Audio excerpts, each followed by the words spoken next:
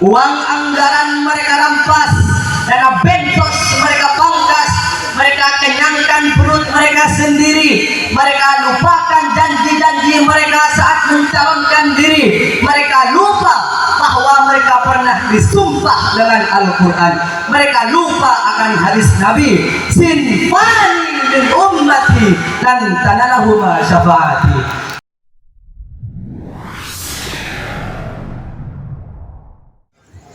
Uhayyikum tahiyatan islamiyah, tahiyatan mubarakah, tahiyatan min indillah, wa uhanni'ukum bihadas salam, salamun min ahlil jinan. Assalamu alaikum warahmatullahi wabarakatuh. Waalaikumsalam warahmatullahi wabarakatuh. Bismillahirrahmanirrahim. Alhamdulillahi rabbil ardi wa rabbis sama. Khalaqa adama wa 'allamahu al-asma. Wa asjuda lahu malaikatuhu wa askanahu al-jannata daral baqa. Wa ashhadu an la ilaha illallah wahdahu laisa lahu andada wala ashbaha wala syuraka. Allahumma salli wa sallim wa barik alaihi wa ala alihi wa sahabatihi al-ajalla wa ala sa'irina ala darbihi wa da'ina bida'watihi ila yaumil liqa. Amma ba'du. Yang terhormat pengasuh Pondok Pesantren Al-Fawz wal Wali yang mulia Kiai Haji Adain Muhammad, yang terhormat Dewan Pengasuh Pondok Pesantren Al-Fawz wal Wali yang mulia Raden Ali Subairi MPDI beserta keluarga besarnya. Pertama dan yang paling utama, marilah kita mengucap syukur kepada Allah yang Maha Ghafur, yang nikmatnya tidak pernah terukur, sehingga kita bisa berkumpul di tempat yang insya Allah penuh dengan mubarakah ini. Salawat beriringkan salam, marilah kita aturkan kepada sang proklamator Islam, penegak keadilan, pendobrak kebatilan, pembawa risalah yang tak pernah salah, pembawa amanah yang tak pernah hianat. Siapa lagi kalau bukan Habibana wa Nabiyana wa Rasulana Muhammad sallallahu alaihi wasallam. Hadirin sahabat Aksmal rahimakumullah, memasuki tahun 2025, kita kembali dihebohkan dengan siaran berita yang tentunya mengkritik di telinga kita. Dikutip dari kompas.com, Indonesia berada di peringkat 99 dari 180 negara terkorup di dunia. Korupsi masih menjadi tantangan besar bagi pembangunan di berbagai negara. Praktek ini menghambat pertumbuhan ekonomi, melemahkan demokrasi, dan berdampak buruk pada stabilitas sosial.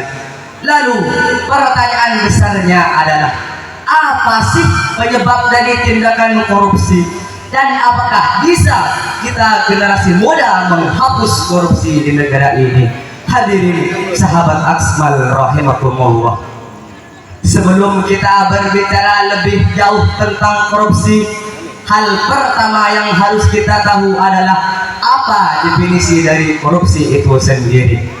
Korupsi adalah tindakan yang melibatkan penyelewengan atau penyalahgunaan wewenang atau kekuasaan untuk mendapatkan keuntungan pribadi atau kelompok.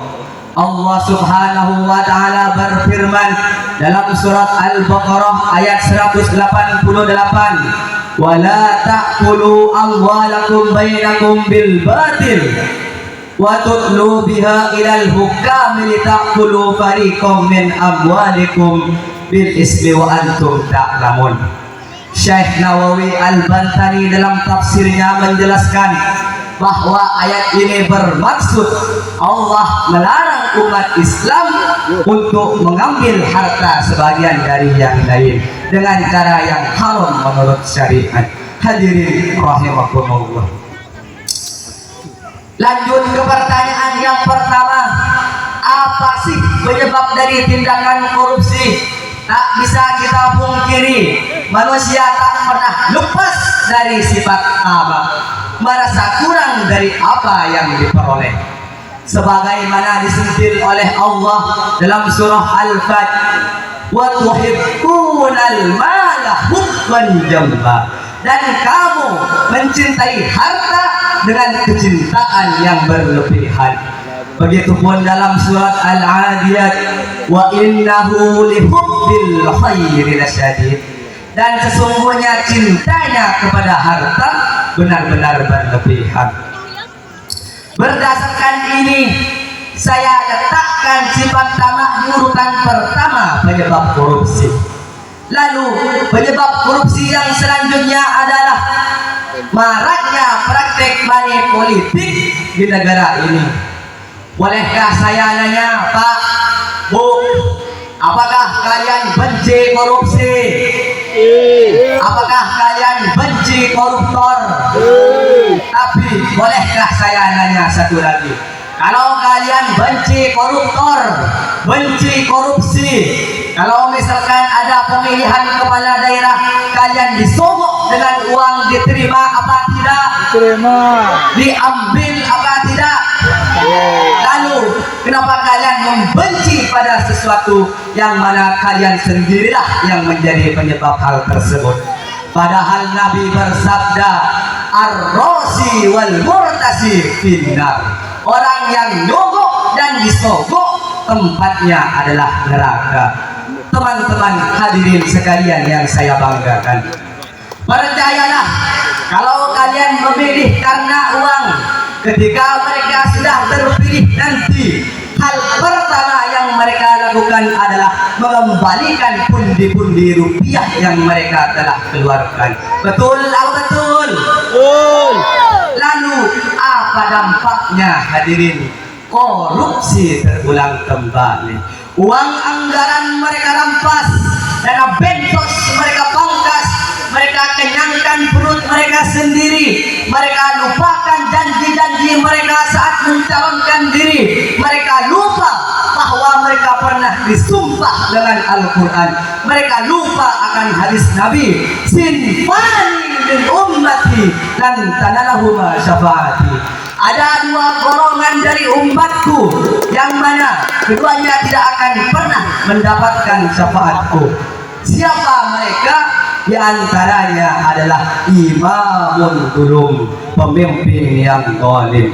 Sayyidina Umar Ibn Khattab berkata, dikutip oleh Abu Mansur As-Sa'alabi dalam kitab Al-Ijaz wal-Ijaz, asqal wulad man syahiyat bihi ra'iyatuhu, pemimpin yang paling celaka, pemimpin yang paling zalim adalah pemimpin yang menjadi penyebab rakyatnya menderita.